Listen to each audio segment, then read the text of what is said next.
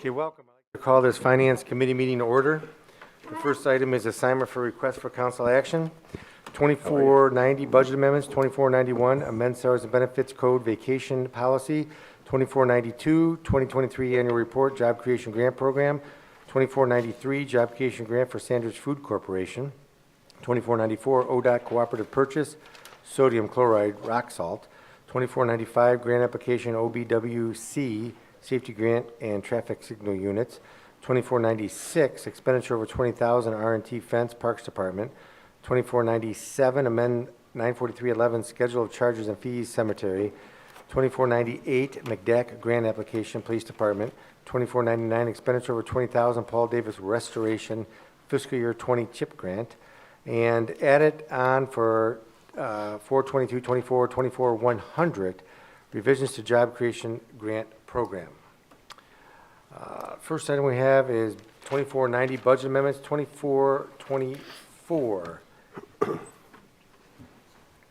Keith? There's a whole bunch here. They're kind of all over the place, but there's some cleaning up some appropriations that need to be in. The big one is the design services for municipal court building, and then there's some things from the wellness funds, and then changes to columbarium walls for cemetery stuff. All right. Any questions? Move to approve. Second? All in favor? Aye. Opposed? Motion carries. 2491 amend salaries and benefits code 3113 for vacation pay. Keith? Okay, before we get too deep in this, I want to mention that the sick time, we've been asked to bring that issue up at the same time because we have a retiring employee who under our current code is not going to get paid anything. So I want to mention this first, and then we'll get deep into this vacation stuff. Our sick time, as it's currently laid out, is that it used to say that if you retire after 10 years service with the city, and we asked a few years ago, and you removed that retire language because there's always a question of what exactly constitutes retirement, so we got rid of that and just said if you leave after 10 years, you get paid. If you die after 5 years, you get paid, but if you leave before 10 years with this city, you don't get anything. And do you recollect, I don't recollect, why that was implemented that way? I'm trying to recall why It's been that way since before I got here, so I don't know. It was before me. So we have been asked to raise that issue if that's something we'd be willing to change because we have a retiring employee who came to us from another city and has a significant amount of sick time and has not been an abuser of it. And because they haven't been here 10 years. How long? It's been 8 years, right? Or 7. 7 yeah. years. Okay. Anyway, so now we can get into vacation. And I want to clarify, first of all, that I was asked to write this request, so I wrote this request. I am not here to defend the way I've written this. I kind of wrote it to mirror what I thought council wanted. So if you are not happy with the way this is, that's fine. We'll change it. I'm not here to defend what I'm asking for. I just wrote this up. What I did here is I wrote it so that you could borrow time within the first year, and I know that's been somewhat controversial. The mayor sent an email, and he does not like that idea. He thinks you should only be able to use it after you've earned it. I also put in a clawback so that if you use vacation time within the first year, we would take it out of your last pay, and I know there's some people that don't think we should do that either, and again, however you want to do this is fine with me, but that's how it's written as is. But so you know, I guess I should back up. The current policy is when you start working for us, irrespective of where you come from or how much experience you have under our pay code, when you start working for us, you earn at 2 weeks per year and you don't get any until the end of your first year. And there's been a lot of talk. I think the biggest change, the immediate change that I think is the least controversial is to say, okay, instead of waiting to the end of the first year, you just start accruing it on day one.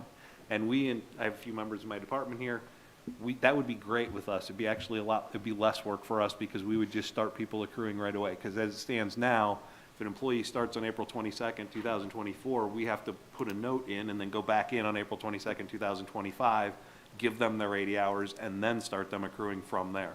If we just say you start accruing on day one, we just do it when we enter them and it's done and we don't have to go back and change it a year later. So it's really easier for us, and I know a lot of people would appreciate that, so we're fine with that. I think everybody's kind of on board with that.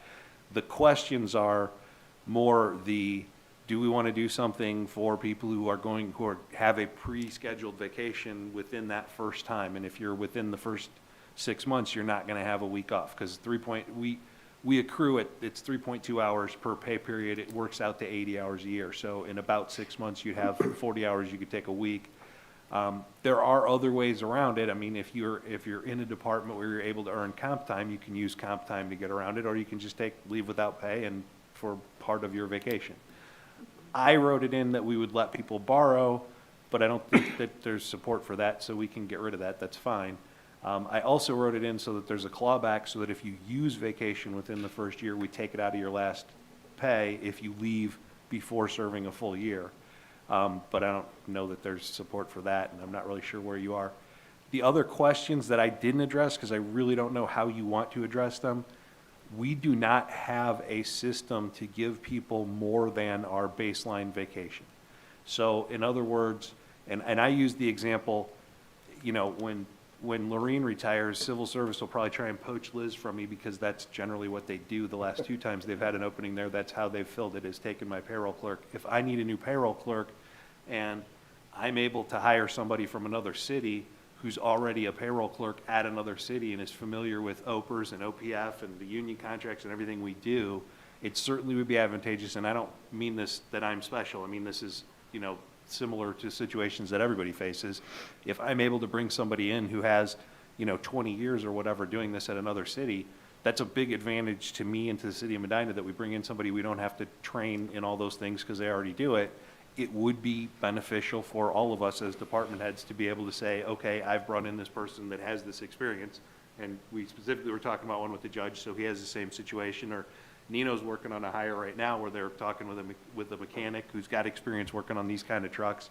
It would be beneficial for all of us to say, okay, you have, you know, 8, 10, 20 years, whatever, we're going to start you at a higher accrual rate. There is no provision in that, in the system, in the code now. I don't know if you want to do that, if it's something you do want to do. Keith, can we just stick to vacation pay? That's vacation. Right, I think the question that we have to decide, and I know the mayor emailed me, and I think he wants to be involved in the discussion if we give vacation, as Keith was mentioning, to a lateral hire, if they can have vacation when they come in. I think he wants to be involved in that discussion, but I think he wants to entertain the discussion in that regard. But I think what we have to make a determination of, as we all know, the current policy that we have in the city is that you can accrue vacation, but you have to wait a year before you take it. So the threshold question is, do we want to maintain that policy, or do we want to modify the policy, which would be akin to the first part of it? When you accrue the vacation, you can earn the vacation. Now, I know, Jim, you work with the schools, and maybe a little explanation of what the schools do can shed some light on what kind of happens out there. But I know we kind of have an antiquated policy in that regard of having to wait a year before you can use your vacation, even though you accrued it. So I'm not sure what happens at the schools. And I've got to say, with the schools, remember, the majority of our employees don't work 12 months. A lot of them do not have vacation time because they have the summers off already. Maybe we could do that here. I don't know. Yeah. But I do know, you know, we do let people accrue it, but if you leave then and you've exceeded, you do have to pay it back. But like I like the resolution here that the mayor suggested, that as you accrue it, you get it, but we don't advance any more than that, and we don't have to worry about a clawback then. Well, I also think that, you know, the only difference I would have with what Jim says, and I'm a little different, if you wanted to, somebody's coming in and you had a vacation planned in month 4, let's say, you would have to probably have, you know, paid out of your pocket to use you wouldn't get paid for those days that you took off, which seems to me, how do you handle that situation? Because it's a unique situation, and I always fall back to, it's really up to the department heads to make a determination if somebody takes vacation to begin with, and it's ultimately up to the mayor on this side and the judge on the other side what to do, because the mayor can always say, nobody's going to, you know, is allowed to take this vacation period, and the department heads have to follow that mandate, so to speak. The same on the other side with the judge. If the judge says nobody can do it, nobody can do it. But I would go a little further and just say, if it's in the first 6 months, only the 1 week, that if, you know, you have a vacation scheduled already, because people usually plan vacations longer than a couple months ahead of time, just because of the costs associated with a vacation and where they're going to go, that they could use that week's vacation subject to, of course, the department head's blessing of that vacation. And even though they don't have the fully accrued time for that first week, they could take that. But if they leave, they'll have to pay any days they used back as far as the clawback is concerned with respect to that. So that's the only difference that I would have with respect to the mayors, but I don't know how everybody else feels of what their thoughts are on any of that. Well, I know several years ago, a large sector of the private sector went from vacation and sick time to called paid time off, PTO time. And some places do have, where you have to, when you first start, you have to be there a minimum of 6 months before you can cash in any of your paid time off. And I think most private industries now did away with sick time. It's paid time off. So you can use that time, once you accrue it, for any reason, whether your child's sick, your parents are sick. But a lot of places still say you have to be there a year, accrue your time for a year before it, but there's some places that I'm aware of that have a 6-month threshold. Now, as far as them leaving prior to their, if they take, their full 6 months or 1 week of vacation time or PTO time, that they'd have to pay that back when they left. That I don't know, but I know, working for the Cleveland Clinic for years, they went from, we used to accrue sick time every pay period and vacation time every pay period. They did away with those, and it's just now called PTO, personal time off.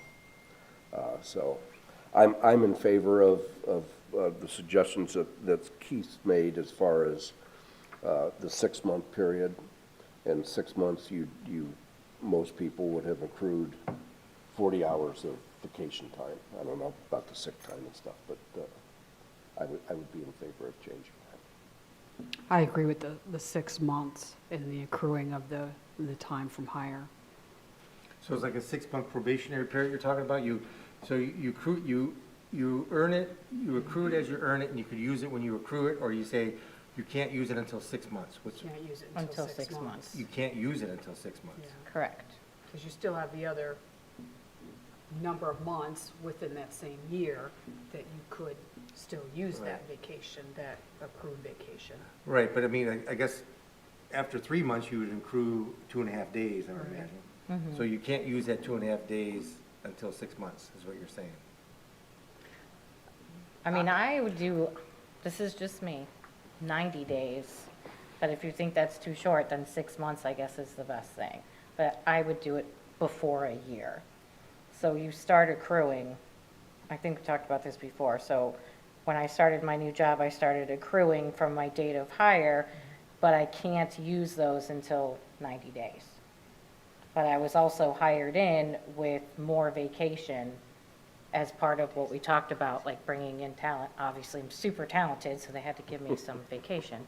But yeah, so I got extra vacation added too. So I would like them to be able to offer that to get these people in, because we want to have good people. So, I think one of the differences, remember that you can't take your vacation, even if you accrued it, until the department head and/or the mayor or judge say you can. So, I mean, there's Yeah. I think in your regular job, maybe you could have that right to take the vacation without permission. oh no, I still have to give permission. Yeah, no, Yeah. I don't think, I mean, I don't know of any place that you know, No, has I to don't be think there. you can do that. Cover the. Yeah, you The have management's to get decision. it approved ahead of time. Well, I guess, Paul, what do you think? 'Cause now you're the, Paul thinks lots of things. We're lucky he doesn't say them all out Well, loud. I do agree that they should be allowed to accrue vacation time, starting with day one. But as far as being allowed to use it, if you will, unless they have something planned, I would go with the 6 months, waiting for the first 6 months. Unless on the day they hire, they say, hey, I got a vacation planned next month. Okay, you can take it, you won't get paid for it, but. Yeah, you're allowed- you can yeah. always, Right, as long as we know, the management, the department head knows ahead of time, Right. we Yeah. can allow something like that. But, the only thing I would add to this, I don't know if it's part of this conversation or another conversation, but if we've got somebody who really would fit a specified need, and we got to throw them some perks, maybe council action would allow us to allow that individual for a specific HR type reason to, I think you gotta have, Use the you gotta have vacation. guidelines, because I think it has to be Right, and that's- objective rather than subjective. that's where an HR department helps. The other thing I Yes, it would, would be nice if we had. All right?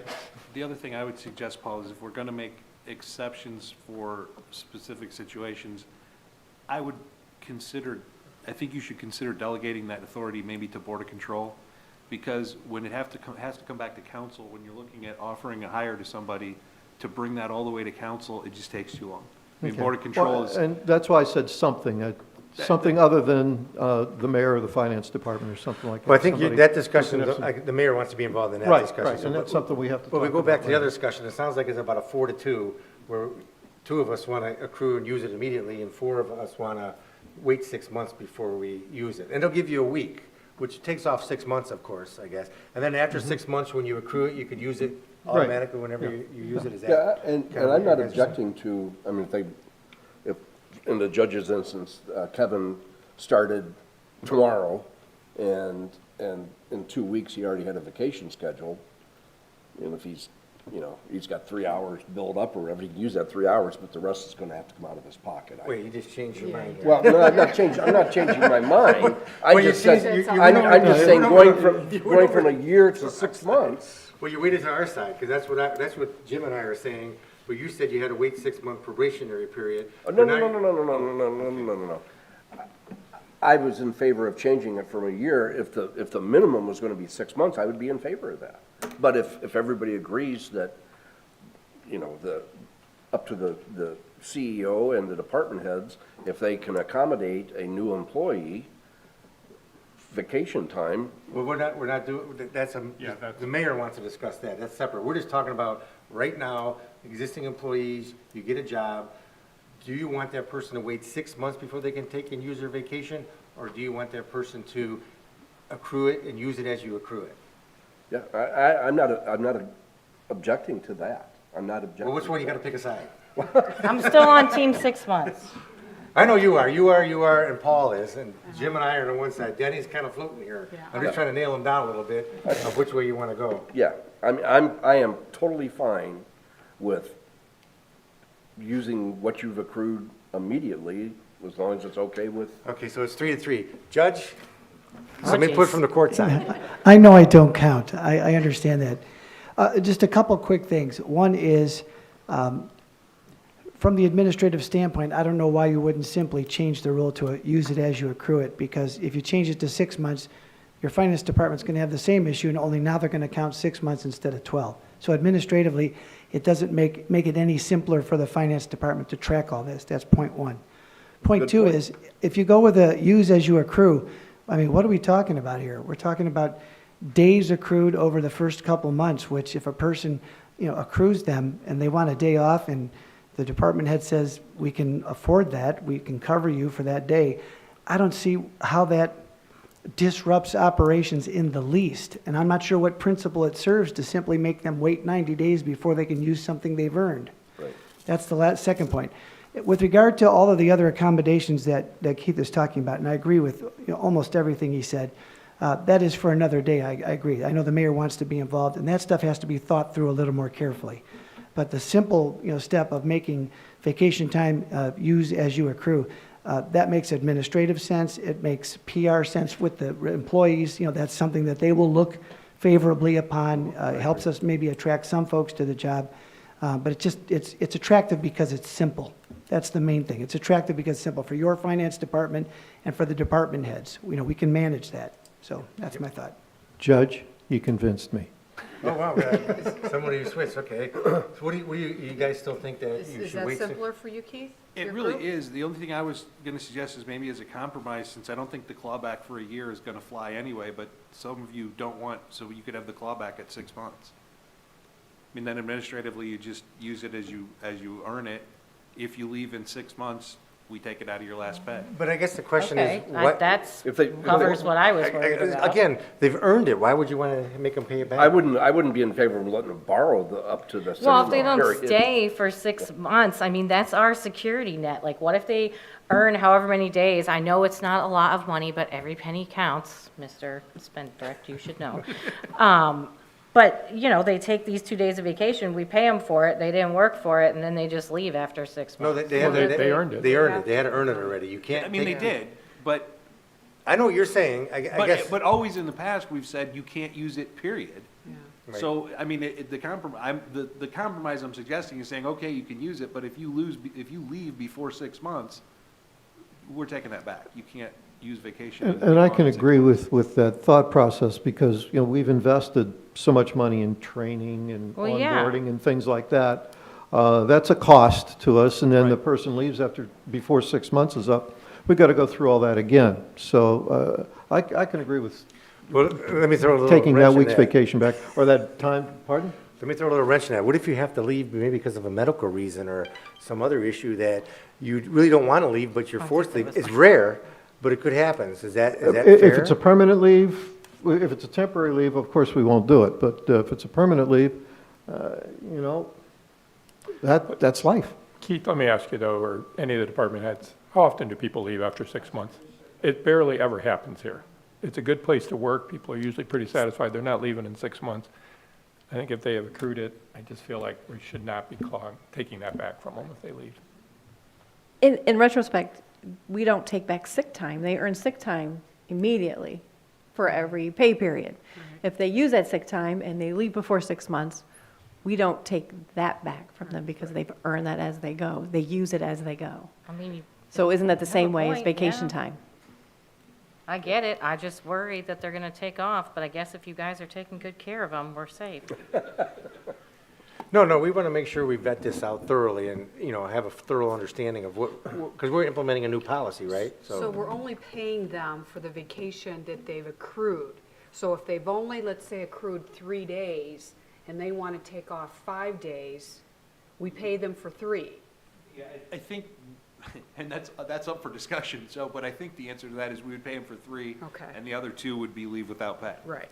I'm on the other side of that. I'd give them all 5, but I understand what you're saying Oh, because you can give them off 5, but you're not gonna pay them for that. I would pay them for the Yeah. 5 You would because pay 'em. they would accrue it after 6 months and get it anyways. And if they left, they'd have to pay it back, but I get it. Yeah.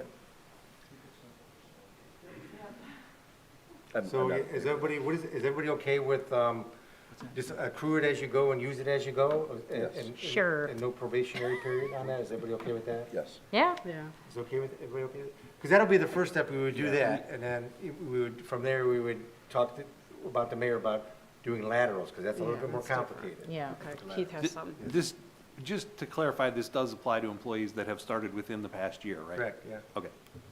I would, I assume so, but I wanted to make Yeah, sure. we'd apply to, we're not gonna start January, you know, whoever look back period of a year, because it only goes, well, 6 months, I guess it would be really, because Well, that's, we'd have to look at everybody that started, because currently, 2024. they don't get vacation Year, until a right, year. right. So we'd have to look at everybody that started Right, within the that's- last year. right. And then give them however much they've earned. Right. And then they just start accruing, and then we're done. We don't That's have to right. go back and do That's right. anything manually after that. because that would be the fairest thing to do, because it's both for, you know, under our labor union contracts and regular, everybody gets the same treatment. Everybody gets- Exactly. And, you know, the ones that we're in charge of over at the court, that we, you know, they get the same treatment too. Does that make sense? You good with that, Judge? Yes, I also forgot to thank you for putting us this far up on the agenda, so, thank you. You still have to stay for the whole meeting. Yeah, not allowed to leave. Okay, so is there a motion to amend our current vacation policy to change it to you, when you accrue it, you could use it, and that'll be retroactive to all employees hired in the last year, and that would be the motion, but I don't know if I'm not gonna add in that it's gonna be a clawback, that if you use it Right. and you accrued it, we're gonna make you pay it if you don't stay 6 months. I don't think anybody's agreeable to that, are they? If you leave within a first No. year or something? No? Because I think our change is you can only use what you accrue. Right, Yeah. right. Okay, is So there moved. Second. any further discussion on that? All in favor? Aye. All opposed? All right, motion carries. Okay. So when the mayor comes back, we'll talk about laterals, because that's a little bit more complicated. It's a little more complex, okay. Because it's not only complicated for everybody here, but for the finance department trying to figure that out, keeping track of it, depending on the number of weeks. Okay. All right. The next item we have is 2492, 2023 Annual Report Job Creation Grant Program. Kimberly. Thank you. Thank you, Mr. President. Wanted to provide council an update on our job creation grant program. This is for 2023, and what I mean by that is we always monitor the grants from the prior year, so the information is through December of 2022. I have a little PowerPoint presentation. Just a little bit of background, the program was formed in 2007, which was the prior administration, but it was an incentive designed to be more competitive when attracting new businesses and new companies and retaining existing businesses. So it offers an incentive to eligible companies to establish or expand in the city of Medina and to create and retain jobs. The city offers an eligible company, and this is mostly for manufacturing, industrial warehouse companies, an annual grant payment based upon a percentage of the annual payroll withholding taxes generated from new employees to the city of Medina. However, it's important to note that the program is funded from non-income tax generated revenues. So if we could go to the next slide, please. All right, there we go. Since the program's inception back in 2007, Council has authorized 25 grant agreements, and at the end of 2023, we had 12 grant agreements that were in effect. In 2023, we had one grant agreement approved, which was for the All Fasteners expansion project out on Lake Road. And then we had one company that received their final payment in 2023, which was for spray products. We go to the next slide, please.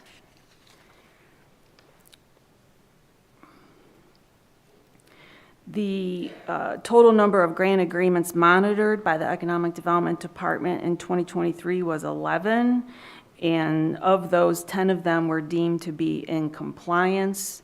There's one company that we are working with that may fall off the rolls this year.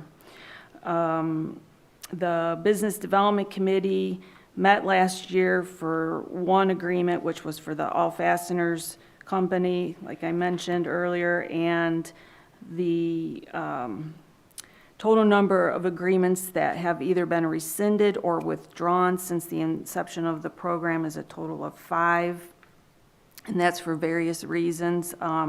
Could be they didn't move forward with the project, or the project, the company decided to withdraw because they originally applied for the incentive and then decided, like for example, Agrati, they ended up awarding the project to Detroit. And so part of the problem with the program is it's designed to be an incentive, so we require them to, or ask them to fill out the paperwork prior to taking the project on, but, you know, sometimes you're in a competitive situation, you don't always win the project.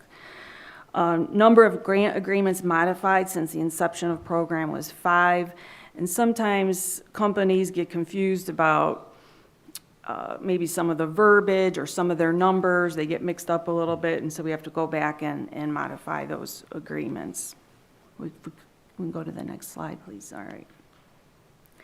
We always ask the companies what their projections are, and since the program started, the project projections, this is from the very beginning of the program, was at $258,879,100 in investment. So in order to be eligible for the program, they have to have a project, so there has to be an investment tied to it. They projected to create 983 new jobs and new payroll of $41,536,966. And like I said, we monitor that every year. We track it. We work with Keith and Lori in the finance department on the monitoring reports. So if we could go to the next slide, please. Here's what our actual new jobs and payroll since the program started. So we've had 1,341 new full-time jobs created, 122 part-time jobs created. with payroll equal to $81,101,648.71, which equates to $1,103,770.61 in terms of income tax for the city of Medina. So as you can see, what they project and what they actually did is, it far exceeds. When you look at the actual grant dollar amount that we've paid out since the inception of the program, that's at $405,508.24. And when you look at the jobs that have been created, what I did is I took those 122, converted them into like, if it was a full-time, and then the average annual wage is at $57,847.11. So that is my report. Just wanted to give council a quick update. We have sent out all the monitoring letters this year to monitor the progress for 2023, and we're waiting on one more company to submit their information, and then we'll send that over to Keith to get that over to Rita. So I don't know if anybody has any questions. Any questions? Good job, Kimberly. Thank you very much. No, I think the program's going well, and as you can see, it has a good payoff for the city. Yeah. And to increase our, our jobs, and that, it not only increases our income tax, but those individuals coming to our city would hopefully go to other businesses in our city, whether for, fun or other, work reasons, but I think that generates additional income beyond that of what we see being generated just from the job creation itself, so thanks for that program. Okay, 2493, Job Creation Grant for Sanders Food Corporation. Kimberly? Thank you, Mr. President. So this is a new grant agreement, and the request is for the mayor to enter into this agreement with Sandridge Food Corporation for the purpose of renovating their facility located at 820 Lafayette Road. This is their very first production facility, and this is going to allow for expanded sales and marketing departments. The Business Development Committee met on April 3rd and did recommend the project and the agreement for approval. Sandridge will invest $2.5 million into this facility for improvements, exterior and interior improvements, and they've committed to creating 10 full-time positions with new payroll of $600,000. And the payroll or the new jobs will start in 2025, with having them all in place by 2027. The agreement will provide Sandridge Food Corporation with a grant up to 40% of new payroll taxes to the city of Medina, and the term is 3 years. This agreement is subject to the law director's review and approval, and again, as a reminder to council and the public, the grant payments are funded through non-income tax generated revenue. Thank you. Thank you. Any questions? Move to approve? Second? All in favor? Aye. Opposed? Motion carries. 2494, ODOT Cooperative Purchase Sodium Chloride, which is rock salt. Eno? Thank you, Mr. President. We received this notice of announcement after the last council meeting on the 9th, and then it came on the 11th. I'm asking for the emergency clause because it has to be, the resolution has to be secured and signed by May 3rd by 5 p.m., so there's not a lot of turnaround time. And this is for our annual agreement to enter into the winter season bid. with Winter ODOT. season. We're just trying to get out of winter. We You're trying to did. bring us back in. Every year they do this to us. All right, any questions? Move to approve with the emergency, oh, Second, I was- including emergency clause? That's all right. I just want to know how, did we use everything we bought last year? So we're close. We have to designate, it's a 90-120 contract, so we designated 2,000 tons last year, which we had to buy 1,800. So we actually didn't use it all, but we have storage, so we're ordering on last year's designation. So we're not we don't have an overage, is the answer. Okay, all right. This thank year, you. I'm designated on that note 1,700, so it'll probably come back and bite me, but we're going a little bit less. Any questions? All in favor? Aye. Opposed? Motion carries. 2495, grant application OBWC safety grant for traffic signal units. Nino? Thank you, Mr. President. This is a request to enter into, to submit for a grant application with Ohio Bureau of Workers' Compensation Safety Program. This is part of their SIG, the Safety Intervention Grant. We're looking for the trailer-mounted portable traffic signals. We've been eyeing these up for years, and a grant, if we become successful, the total cost will be $63,100. The grant will cover $40,000. So the street department and water will probably split that because we can utilize this, these two units for water breaks, emergencies. Sometimes Lieutenant will attest, we have a police officer there on an emergency situation, even with forestry, if we have to close a street down, they could be readily available. But this is just to enter into the grant, to submit the application, doesn't mean we'll get it. It becomes available in July, so then if we're successful, we will come back and then ask for the funds to buy the same. Questions? I'm just curious, why was the Bureau of Workers' Comp involved with this? So it's a safety intervention grant. Usually the police and fire are successful with the safety intervention grant. This is because you have personnel standing there with paddles, so it's public safety, it's employee safety, and that's the safety protocol, not having the employees there, and it's... Getting hit by cars? Correct. Okay, all right, just, I couldn't draw the connection there, thank you. Move to approve. Thank you. Second. All in favor? Aye. Opposed? Motion carries. 2496, expenditure over $20,000 for R&T fence for the Parks Department. Jansen? Thank you, Mr. President. This request is to install new baseline fences at Ray Mellert Park on both of our fields there.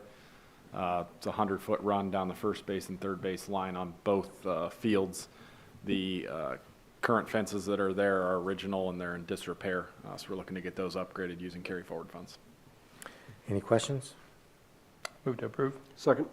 All in favor? Aye. All opposed? Motion carries. 2497, amend 94311, schedule of charges and fees for the cemetery. Jansen? Thank you, Mr. President. This request is here because we're in the process of constructing our third columbarium wall. A little bit of history, because I'm not sure everyone was here on council when we did this originally. The first columbarium wall was funded by the Friends of the Cemetery. We used the monies collected from sales of those niche to build the second wall, and then now we're on to the third one. The reason why we need to increase the fees is our construction costs obviously have went up over the years. Our current wall is under construction. The total with the contract and the supplies were right around $138,000. With the lot fees that we were charging on the columbarium that was built in 2018, each portion of a lot sale is divided into 3 different accounts. The mausoleum fund, which is actually to rebuild or to build a new columbarium wall, 58% of those lot sales fees go into that. 30% goes into the perpetual care fund, and then the remaining 12% goes into our operating fund. So with that, we collected $87,000 for that wall, so we're about roughly $51,000 short to pay for this current wall that's under construction. So we went to the Cemetery Commission, discussed these fees. If we take the cost of the current wall that's being built, $138,000 roughly, and we add in the shortfall of $51,000 roughly, we need to collect about $190,000. So in order to do that, we're looking to increase the costs for niche following the same tiered system that we implemented in 2018, meaning that the top row will cost $3,250, the middle row will be $2,750, and the bottom row will be $2,250. The couple other changes mentioned in the request are just a little bit of house cleaning items. We are looking to increase our foundation fees. They were 50 cents per square inch of surface. We're looking to increase that because concrete costs have went up to 75 cents. We are taking out the language regarding internments in the columbarium niche wall section because we charge $350 for cremains so we didn't really need to be redundant with that. Additionally, we're asking to increase the lot transfer fee. If you were to transfer lots from, one individual to another, it was $50. We'll raise that to $100 to cover our staff time to issue a new deed and meet with the family and pick a new lot. That's very time consuming. Additionally, we are asking to implement a new fee, charging $250 as an administrative fee for all columbarium niches that are sold back to the city. And the reason for this one is I believe we have 6 niche left, and they're all on the bottom row of our current wall. So our goal is to sell out that wall before we start doing sales in the new wall. Otherwise, we're going to have a hard time selling all of the remaining spots. So we're concerned that people might pre-plan and buy a lot and then look to sell it back and buy in the new wall, and then we're left with a vacant spot in a wall. So we want to put that administrative fee in because, again, it's a new deed, it's meeting with the family, it's the transfer paperwork. And then the last new fee is going to be for the replacement niche covers. These are the pieces of granite that go over the 2 niche holes in the wall. So when you buy a lot, you get one, basically it's about a cubic foot. The cover covers 2 of them. So if you were to sell a lot back and you pre-planned or do a disinterment, we now have a piece of granite that needs to be replaced. So the $600 will cover the cost of a new piece of granite and then the cost to get it engraved if it has another engraving on the other side of it. Again, we reviewed all these changes with the Cemetery Commission and they passed it at our most recent regularly scheduled meeting in April. So we'd like to get this in order so that we can begin selling in the third wall whenever it's complete and the second wall is sold out. It's almost getting That's a too lot. expensive to die. I don't know. expensive Getting a little worried about that. One additional thing, I think Keith was going to bring it up. Most of our lot sales at our cemetery, we do off-site via credit cards. So now we're going to be looking at the 3%. Yeah, Jansen brought that to my attention before he turned this in, because he wanted to know if we should discuss that. I plan to bring a request to you to reconsider passing the credit card fees along. You look at this columbarium, we're up to $3,000 at a niche. I mean, that's close to a couple $100 in credit card fees if we're selling 2 of them. We spend $60,000 a year in credit card fees. If you look around, most governments aren't absorbing those anymore. The county, you go to pay your sewer bill out there and you want to use a credit card, they'll let you, but you're paying the credit card fee, not them. And that's how most cities do it. And we would do the same thing here. We're going to put that request in. We'll have a proposal from our vendor, which they had before when we set it up, and we decided at that time, council decided that they wanted to absorb them. But just be aware, I mean, when we're selling these niches at $3,000, we're getting dinged pretty hard on the credit card fees for that. And like I said, most cities are not absorbing that. Most cities are passing that along. Well, that brings the question up, what are other cities charging? I mean, we have our own city cemetery, but are we in a ballpark with other cities? I mean, is this like a competition, or what is it? Yeah, we did do a survey.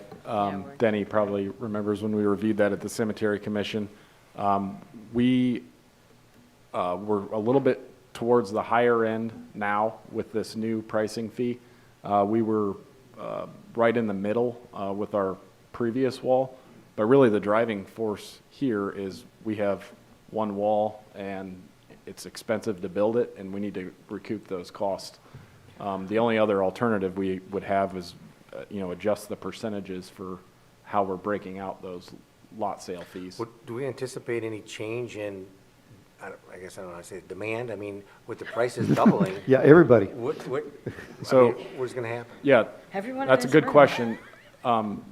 The burial trends do change from, when you look back, 3 years.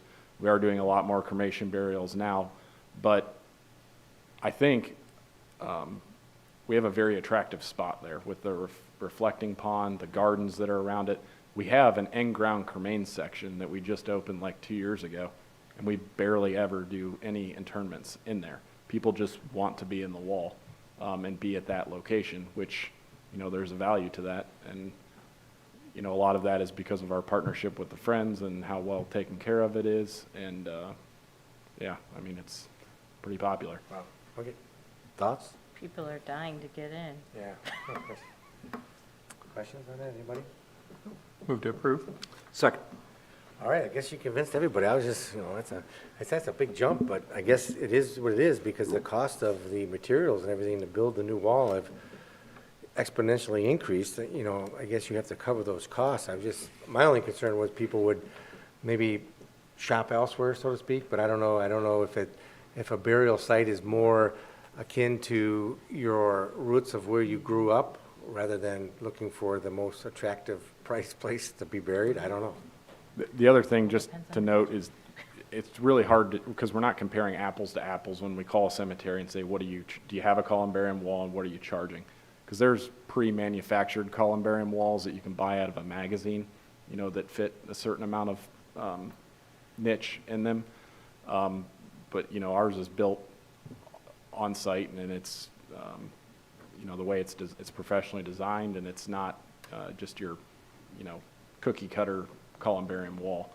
There are some things maybe down the road we'll have to talk about if we build a larger wall rather than, you know, this is our third one. It only holds 120. But if we build a larger one, maybe that would help with the cost then because we're selling them per niche. So just And this things is to just a think about. one-time cost. You don't have to pay like a maintenance fee. No. Okay. That's when the funds are split up with the perpetual ordinary care fund. There's a Yeah. perpetual care fund that part of the cost goes to. That's why you don't have to pay recurring fees. Okay. Yeah, I just want to check. Dan, you got anything to add? No, I just want to thank Jansen and James, our sexton, and Donna for all the hard work they put into this. And they wouldn't have brought it to the cemetery commission if it, you know, wasn't needed. And obvious cost of the new wall is the main reason that these prices have been increased. Sure. Okay. I second it. Yeah, thanks. Oh, we did it? Okay. I'm falling behind. All in favor? Aye. All opposed? Motion carries. The 2498 McDack Grant Application Police Department. Lieutenant Markham? Thank you, Mr. President. Whoa. This is our yearly McDack grant application to fund the salaries of our 3 school resource officers. The emergency clause is requested as the application deadline is May 1st. Any questions? Move to approve with the emergency clause? Second, including the emergency clause? All in favor? Aye. All opposed? Motion carries. 2499 expenditure over $20,000 for Paul Davis Restoration for fiscal year 20 CHIP. Andrew?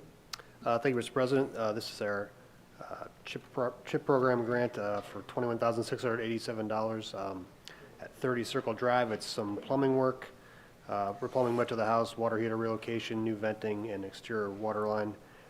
This is one of the last parts of our program year 20 CHIP. This will be to Paul Davis Restoration. Thank you.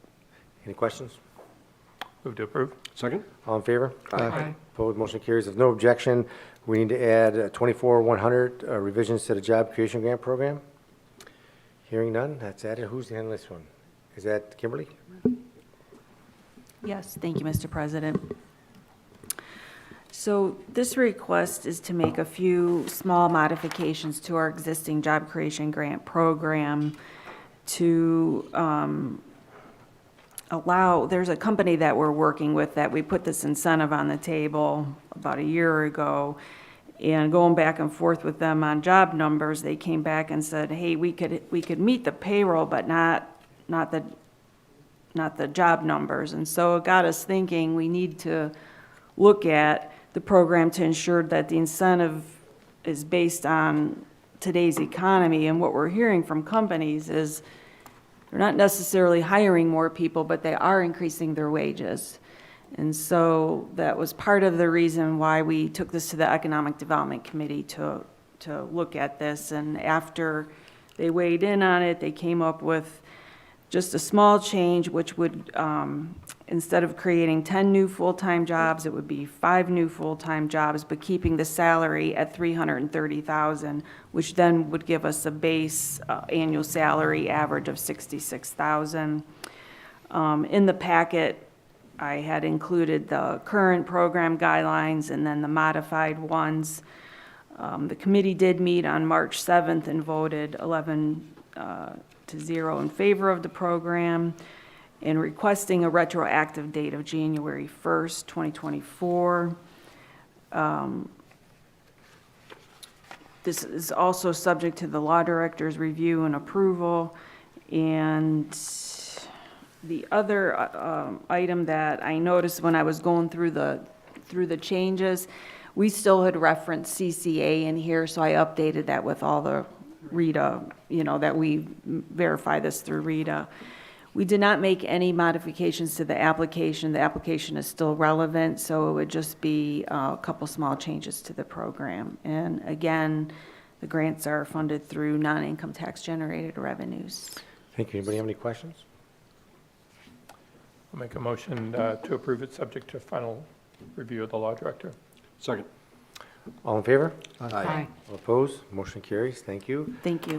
Is there anything else to come before finance before we recess into executive session? If not, I'll make a motion then to go into executive session to meet with the law director of the city concerning disputes involving the city that are subject to pending or imminent court action. And Mr. Huber, do you need anybody with us other than yourself and counsel? Okay. Second. Sorry. Will the clerk please call the roll? Rose, Yes. Shields, Yes. Simpson. Yes. Hare, Yes. Hazeltine. Yes. Motion passed. Yes. Oh, coin. All right, we're going to recess into executive session, taking no action from anything discussed in executive session, reconvening into finance and then adjourning from finance, moving to council. We are in recess.